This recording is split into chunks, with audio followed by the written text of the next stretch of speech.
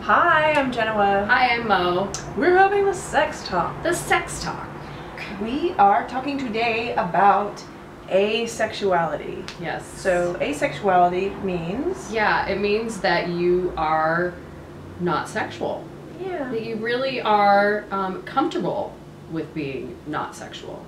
Yeah, you've come to the place where you realize that you don't need sexual contact to function or be happy or to have relationships. It's like just not what you crave. Right, right. And I just recently watched the documentary Asexuality, and there's a really big group that's actually growing. Netflix it. Yeah, a huge group of people that are, it started small, I think, then they showed the increase in members of this group over the years. It's like a chat, like website chat room. Yeah, like people meet each other. And it's, I mean, like the size has like tripled. It must be really cool to have this community where you feel like such a weirdo probably and so different than everybody else. And I've talked to some people about how their experiences of going on dates and how they just never wanted more, and then they would feel pressure from the other people.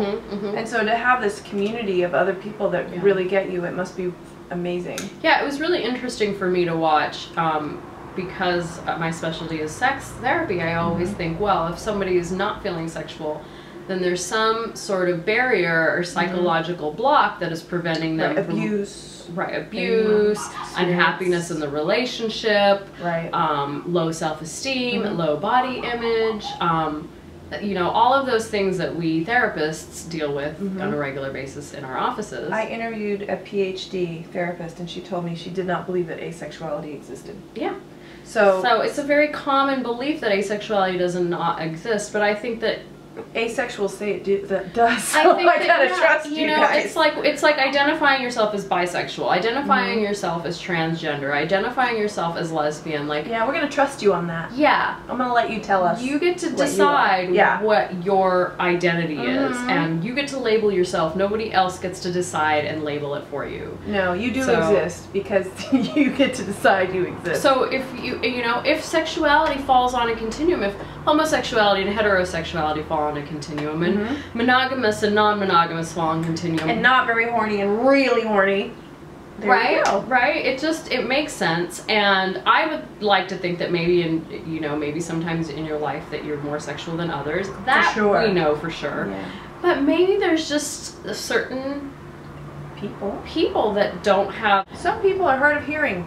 I mean, there's just, everybody's different, and we all have different strengths and things. Different senses. So this is the coolest part about the asexual community is there are, just because you're asexual doesn't mean you don't want to be in a relationship. Right? You still want to have a partner, and there are different types, like they are labeling themselves in different ways. Like some of them want to have a partner and want to like have the cuddling, kissing, romance of a relationship, so they just don't actually desire sex. And some people don't want any of that stuff. So the cool thing about these people all coming out and having a community is they can meet each other and meet other asexuals like them. Yeah. And some asexuals are in relationships with regular sexuals. I don't even know what we're called. Cissexuals. And so they're navigating that as well. So the thing I love about it is that everyone's being honest and open about who they are. Yeah, and being accepted for it, and not being shamed for it, and not being told that they're crazy or wrong. Or weird, or like something's wrong with them because this doesn't work. Yeah. And I think that just being open to recognizing that if someone wants to identify as asexual, it's their prerogative. We don't get to put labels on people. We don't get to decide what someone's personal self-identity is. We don't get to determine what their journey is in their identity. So and in order to be asexual, you don't necessarily have had bad experiences. Well, they used to say that about lesbians too. Like, we must have had a bad experience with a man. You just haven't met a real guy yet. Something bad happened to us with dudes, and that's why we like chicks, because we just can't go there anymore. It's the same with asexuals. You can just be born that way, you know? Yeah, and it's okay. And go seek out resources to meet other people and meet some folks. Yeah. Talk about not having sex. The A-sex talk. This is the A-sex talk today. Yes.